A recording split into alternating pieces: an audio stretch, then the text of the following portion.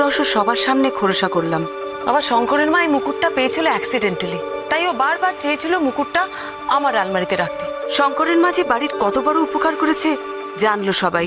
শঙ্করের মা যা কিছু করেছে আমাদের পরিবারের সম্মান বাঁচানোর জন্য করেছে। দেখলাম শঙ্করের মায়ের প্রতি বাড়ির লোকেদের মনোভাব বদলেছে। তোমাকে আর শঙ্করের মা বলে ডাকতে ইচ্ছে করছে না। তোমার কি কোনো নাম নেই? সুষমা। বদলায়নি শুধু নন্দিনীর। শেষকালে একটা কাজের লোকের কাছে এক্সপোজড হয়ে গেলাম।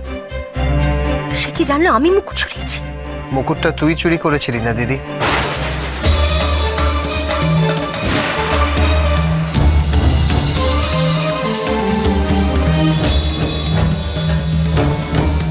কে বললো তোকে? দিদিভাই। দিদিভাই বলেছে, তাই তো? তাহলে কথাটা সত্যি। না না দিদি, বৌমনি আমায় কিচ্ছু বলেনি। তুই ভুলে যাস না আমি একজন পুলিশ অফিসার।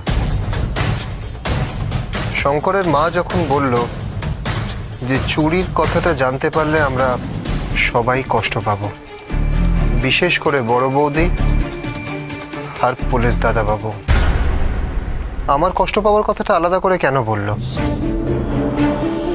আমি তখনই কষ্ট পাবো যখন আমার নিজের কেউ এই অপরাধটার সাথে যুক্ত থাকবে।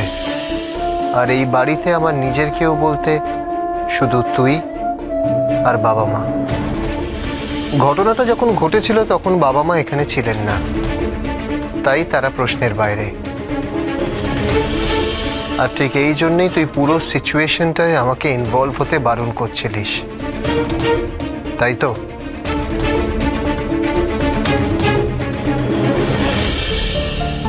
এটা তুই কেন করলি দিদি?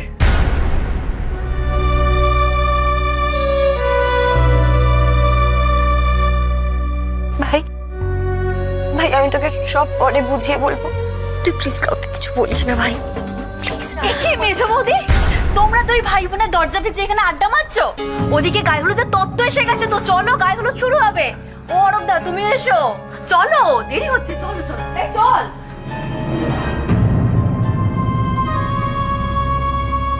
দিদি সবসময় বৌমনিকে ছোট করার চেষ্টা করে, আর বৌমনি সবটা জেনেও দিদির নামটা বলল না। কিন্তু বৌমনি এত কিছু জানলো কি করে?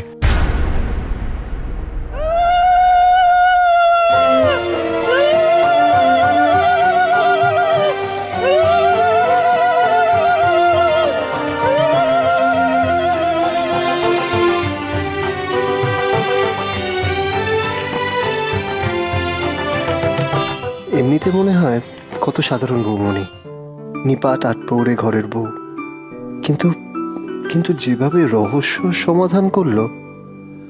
আচ্ছা আচ্ছা, বৌমনির মধ্যে কি সত্যি গোয়েন্দা হয়ে ওঠার সম্ভাবনা আছে? চোখে মুখে একটা একটা বুদ্ধির ছাপ তো আছেই। এক্সপ্লোর করতে হচ্ছে বৌমনিকে।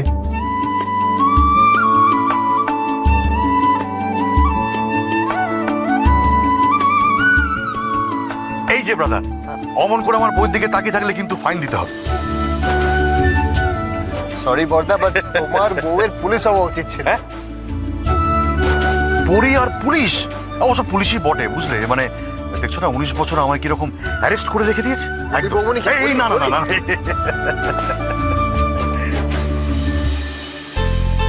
বাহ বাবা, হ্যাঁ একটা রসগোল্লা নেবো? না না না, গরম আছে রসগোল্লা, এখন ওতে হাত দেবে না। বাবা, একটা ফটো রেখে নি।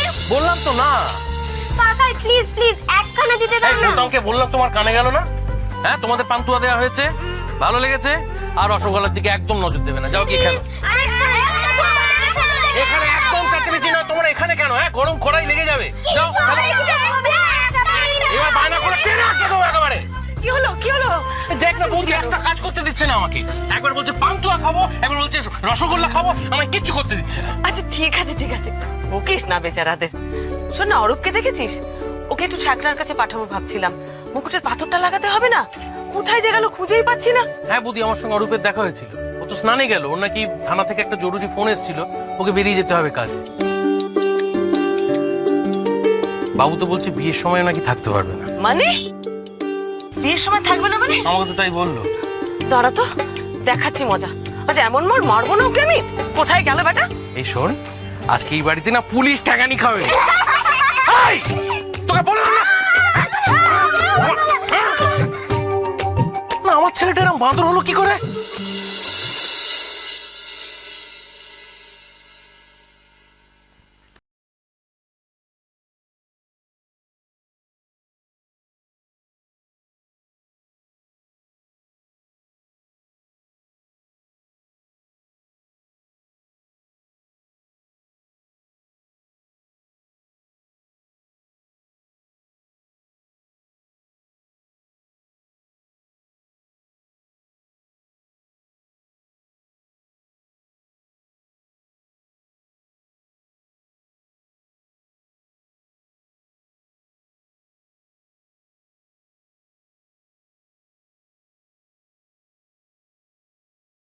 বৌমনি আই এম সরি বিশ্বাস করো, আমি একদম সুযোগ পাইনি তোমাকে বলার। আমি একটা ভয়ঙ্কর জটিল কেসে জড়িয়ে আছি।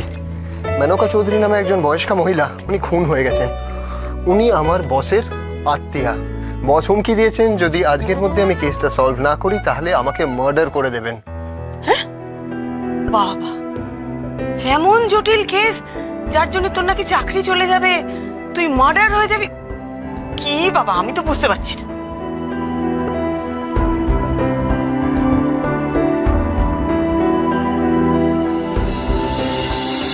বৌমনির গোয়েন্দাগিরিতে সত্যি ট্যালেন্ট আছে নাকি ওটা জাস্ট একটা খুচরো মামলা বলে লেগে গেছিল, সেটা যাচিয়ে দেখি এবার। এটাই chance Arup. Explore Arup, explore.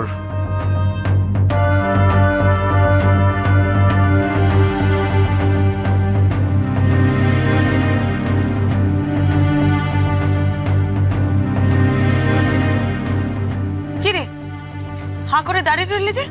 যা যা চেঞ্জ করে নে। আজকে তুই বাড়ির বাইরে যাবি না বলে দিয়েছি তো আমি, ব্যাস। ঠিক আছে বৌমনি, চেঞ্জও করবো আর বিয়েতেও থাকবো, যদি তুমি আমার একটা শর্ত রাখো তাহলে। শর্ত? এই তুই আমাকে শর্ত দিচ্ছিস? না মানে তুমি যদি আমাকে মেনকা চৌধুরীর কেসটা সলভ করতে হেল্প করো তাহলে। রাজি?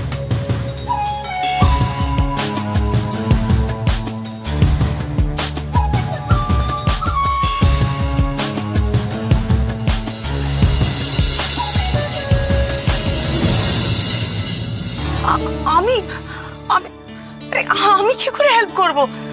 আমি কি তোর মতন পুলিশ না গোয়েন্দা? আমি ওসব পারবো না। অত শত আমি জানি না, মানে তুমি যদি আমার প্ল্যানে রাজি থাকো বলো, নাহলে টাটা। না না দাঁড়া, আমি আচ্ছা ঠিক আছে, আমি যদি তোকে হেল্প করি তাহলে তুই বিয়েতে থাকবি, ডিল? ডিল। অরূপ কা বাত হাতি কা দাঁত, আই প্রমিস আমি থাকবো। ঠিক আছে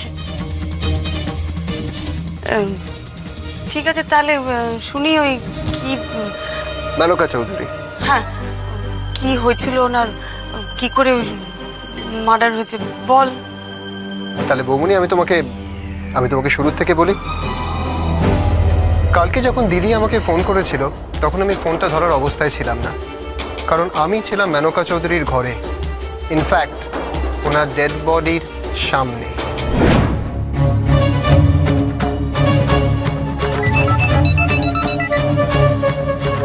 দিদি আমি খুব বিজি আছি, আমি তোকে পরে ফোন করছি। ইনিশিয়ালি ডেড বডি যেরকম ভাবে রাখা থাকে ঠিক সেরকম ভাবে। একটু তাড়াতাড়ি বল শোনা, আমার রাজ্যের কাজ পড়ে আছে। আমি জানতে চাইছি কে এই মেনকা চৌধুরী? কলকাতায় যে কটা বনেতি বাড়ি আছে তাদের মধ্যে গুহবাড়ির যথেষ্ট নাম ডাক। এই গুহবাড়ির মাথা হচ্ছে হারাধন গুহ, আর এই হারাধন গুহর পিসিমা হচ্ছেন মেনকা চৌধুরী। এদের প্রচুর প্রচুর বিষয় সম্পত্তি। হাজবেন্ড মারা যাওয়ার পর এই সব বিষয় সম্পত্তির মালকিন হন মেনকা চৌধুরী। স্বামী মারা যাওয়ার পর ওনার শ্বশুর বাড়ির লোকেদের সাথে, স্পেশালি ওনার দেওরদের সাথে সম্পর্কটা একদম ভালো ছিল না। কারণ ভদ্রমহিলা ছিলেন প্রচন্ড সন্দেহবাতিক। ওনার সবসময় মনে হতো যে ওনার দেওর ওনাকে ঘুমের করে খুন করে ওনার সব বিষয় সম্পত্তি হাতিয়ে নেবেন। তাই উনি কি করেন, উনি ওনার ভাইপো হারাধন গুহকে ফোন করে বলেন যে ওনাকে ওখান থেকে নিয়ে যেতে। এটা প্রায় বছর 5 আগেকার ঘটনা। তখন থেকেই মেনকা চৌধুরী এই গুহ বাড়িতে আছেন। ইনফ্যাক্ট কাল রাত অবধি ছিলেন। ওরে বাবা, তুই তো মহাভারত শুরু করলি, একটু ছোট করে বল না। ও বৌমনি, তুমি এখানে? সবাই খেতে বসবে তো, মা তোমাকে ডাকছে, শিগগিরই চলো। এই মা, চল চল চল চল চল। ঠিক আছে, আমিও ডিউটিতে গেলাম। দেখেছো, কান মুলে দেবো। তুই আমাকে ব্ল্যাকমেল করছিস। তাহলে মিস্ট্রি সলভ। ঠিক আছে, পেছন পেছন বলতে বলতে আয়, তাড়াতাড়ি আয়। হ্যাঁ,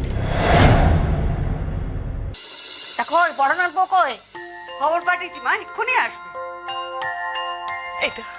ওই তো, হ্যাঁ, আমি তো তোমাকে ডেকেছি বড়নাথ বউ। ওই হতভাগাটাকে নাজে বেঁধে নিয়ে এসছো কেন? আমাদের 20 বছরের পুরনো শঙ্করের মাকে চোর ঠাউরালো? আরে বাপু, আর যাই হোক, মানুষটাকে দেখে তো বোঝা যায় যে সে চোর নয়, বেটা পুলিশ নয়, পুলিশ। আমি তখনই ভেবেছিলাম ওকে দিয়ে কচু হবে। অকম্মের ধাড়ি কোথাকার। যেমন মেজনাথ বউ তেমনি তার ভাই। একই ঠাম্মা, তুমি এখনো খাওয়াই শুরু করনি, আমি পরিবেশন করে দিচ্ছি। এই অরু, তুই আমার একটু হেল্প কর না রে। দুই বুড়ি মিলে আমার লাইফটাকে হেল্প করে দিল। তুই বুড়ি মানে? এই যে এক বুড়ি এখানে আর এক বুড়ি ওপরে, মেনকা চৌধুরী। আর তো জটিলভাবে মরে যাওয়ার কি দরকার ছিল বলো তো? মা, আপনাকে পরিবেশন করতে হবে না, আমি আর অরূপ মিলে পরিবেশন করে আরে দিচ্ছি। আমি? আপনি যান, আপনি আর বাবা খেয়ে নিন, নন্দা আপনাদের পরিবেশন করে দেবে। পুলিশি পোশাক পরে পরিবেশন করবে? মরণ দশা। এই নে, বৌমনি, আমার কেসটা কি হবে? এই শোন না, এই তরকারিগুলো সবার পাতে পাতে দে। এই নে, পরিবেশন করতে করতে তোর গল্পটা বল না, আমি শুনছি তো। বৌমনি, গল্প? বৌমনি, আমি তোমাকে গল্প বলতে এসেছি এখানে, বলো। এই অল্প? না না, অল্প কেন হবে? এই এতগুলো ভাত কেমন করে খাবো তাই ভাবছি। সেই দাঁতের ব্যথায় অনেকদিন ধরে ভুগছি তো।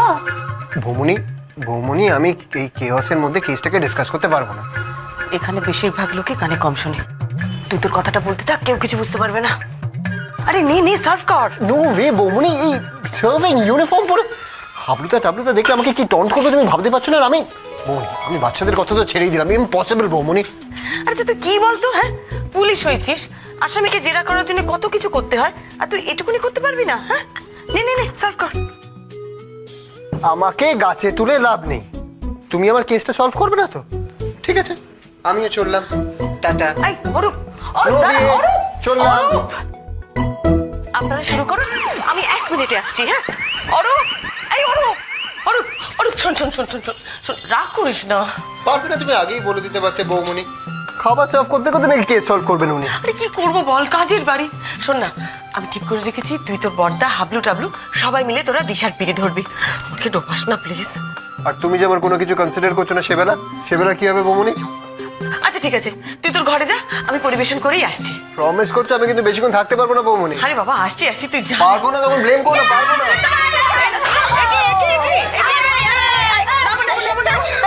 তোমরা এখনো খেয়েছো কেন? হ্যাঁ, খেতে বসোনি? সবাই খেতে বসে গেছে, যাও ছাদে যাও, খেতে বসে যাও। দুলকি, সবাইকে নিয়ে গিয়ে খাওয়াও, যাও যাও যাও যাও যাও। আমার অবস্থাটা একবার ভেবে দেখুন, একদিকে বাড়ির লোক খেতে বসেছে, অন্যদিকে অরূপের হুমকি। কোন দিকটা যে সামলাই। না না, অত দেরি করলে হবে না। হ্যাঁ, হেয়ার স্টাইল তো হবেই। ও হ্যাঁ, একটা কথা শুনুন, একদম ডিফারেন্ট হতে হবে। হ্যাঁ, totally unique. I don't want to look like everybody else. না, সেটা তো আপনারা ডিসাইড করবেন আমাকে কিসে মানাবে। না, আপনি ভাবুন।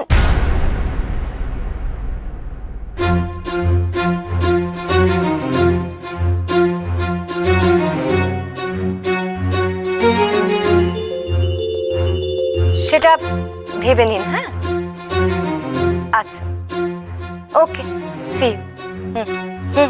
Bye bye.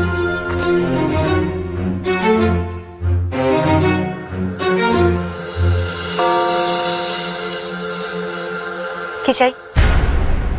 গিন্নিমা বললেন উনি আর বাবু খেতে বসবেন, তাই তোমাকে আর আমাকে খাবার বেড়ে দিতে। তোমাকে আর আমাকে?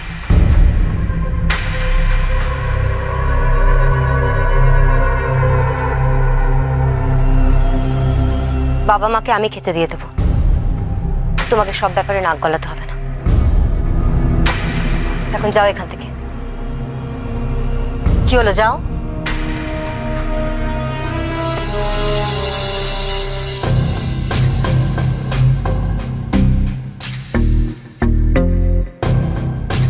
শঙ্করের মা জানে আমি মুকুটটা সরিয়েছিলাম।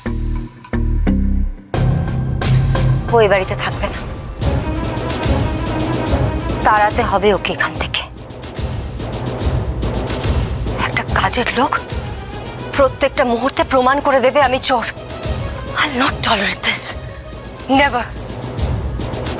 আর দিদিভাই গোয়েন্দাগিরি করে প্রমাণ করে দিল আমি চোর। আর শঙ্করের মা যে আমার আলমারির থেকে মুকুটটা সরিয়েছিল, সে মহান হয়ে গেল। অসাধারণ, জাস্ট গ্রেট। হ্যালো, আমি হাফ অ্যান আওয়ারের মধ্যে আসছি। Okay, just tell me one thing, কালকেই যে স্যাম্পলসগুলো খাবার আমরা কালেক্ট করেছিলাম তার রিপোর্টস এসে গেছে? ওকে, গুড। নে বল বল বল বল, কিভাবে খুন হলেন মেনকা চৌধুরী? একটু তাড়াতাড়ি বল শুধু। মানে তুমি তুমি কাজ করতে করতে শুনবে নাকি? কিছু করার নেই ভাই, ফার্স্ট ব্যাচ বসে গেছে, এখনো পান সাজা হয়নি। আমি মন দিয়ে শুনবো, তুই বল না, শুধু একটু শর্টে বল। শর্টে বললে যদি তুমি মিস্ট্রিটা সলভ করে দাও। Okay okay, it's fine fine. Menaka Chowdhury ছিলেন একজন টিপিক্যালি খিটখিটে, সন্দেহপ্রবণ, বাতিগ্রস্ত বৃদ্ধা মহিলা। হুশ হুশ হুশ, মরা ফেকু কাকগুলো রাজ্যের নোংরা ঘাটে, আর আমার ছাদে এসে অনাছিষ্টি ছড়িয়ে রাখে। ঘেন্নায় মরি। ভাইপোর বাড়িতে আসার কিছুদিন পর থেকেই ওনার মনে হয় যে ওনার ভাইপো মানে হারাধন গুহ এবং তার ছেলেরা ওনার প্রপার্টি হাতিয়ে নেওয়ার চেষ্টা করছে। তারপর থেকে উনি সবকিছু ছেড়ে চিলকোটার ঘরে চলে যান এবং ওখানেই থাকেন। ওনার চিলেকোটার ঘরে কাউকে আসতে দিতেন না, আর উনি নিজেও ওই ঘর বা ছাদ ছেড়ে কোথাও যেতেন না। তাহলে রান্না, বাজার হাট? একদম ঠিক পয়েন্টে ধরেছো বৌমনি। এখানে একটা অদ্ভুত ব্যাপার আছে। উনি ছাদে নানা প্রকারের গাছ লাগিয়েছিলেন, সেই গাছ থেকে অল্প স্বল্প শাক সবজি ফল যা হতো নিজেও খেতেন এবং ঠাকুরকেও দিতেন। পুজো আচ্ছা করতেন বুঝি খুব? হ্যাঁ বৌমনি, উনি সারাদিন ঘর বন্ধ করে শুধু একটা কাজই করতেন, পুজো আচ্ছা। উনি যা ফলাতেন সেটাই সিদ্ধ করে খেতেন, তাই তেল মশলা লাগতো না। আর ভাতের জন্য চালটা ওনাকে হারাধন বাবুর ছোট ছেলের বৌমা কাবেরী এসে ঘরের বাইরে রেখে যেত। দিলে দিলে দিলে আমাকে ছুঁয়ে, তোমাকে পই পই করে বারণ করে নিয়েছি না যে আমার যা আসার পথে ওরকম আগাছার মধ্যে দাঁড়িয়ে থেকো না। সর সর সর। কিন্তু কিন্তু পিসি ঠাম, আমি তো তোমার কিচ্ছুটি ছুঁইনি গো। ছুঁসনি? হ্যাঁ, আমি তো শুধু তোমার এই সপ্তাহে চালটা। চাল কি মেশানো আছে এতে? কি মেশানো থাকবে পিসি ঠাম? বুঝতে পারছিস না? বিষ বিষ মেশানো নেই? হ্যাঁ, বুড়িটাকে মেরে সব সম্পত্তি গাব করার তাল করেছিস। বুঝি না আমি? সব বুঝি। সর সর সর সর, আমায় আবার নাইতে হবে। সর। ওই চাল ধুতে ধুতে ওনার হাতে নাকি হাজা হয়ে গেছিল।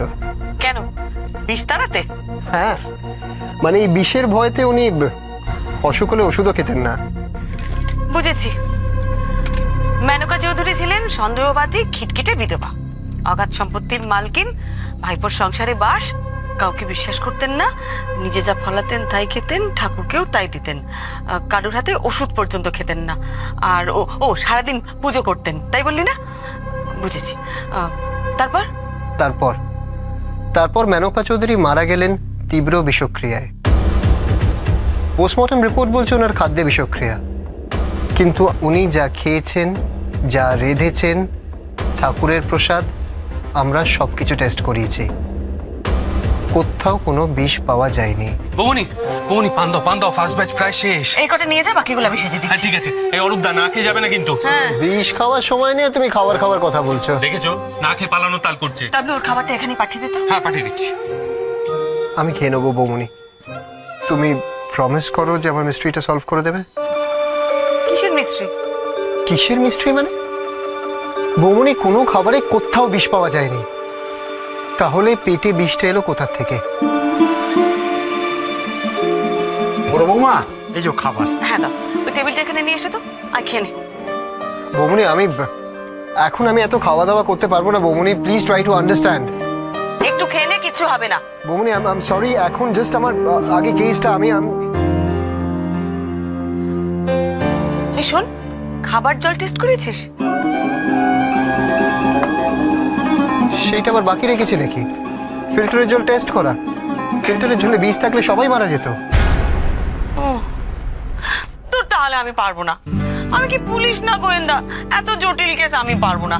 তোরা পুলিশি গোয়েন্দা তুই করে নে। একটু খেয়ে নে বাবা, আমি যাই ওদিকে, আমার অনেক কাজ আছে। বৌমনি, আমি শুধু শুধু দেরি করলাম তো। সহসিবদা, খাবারটা নিয়ে যাও।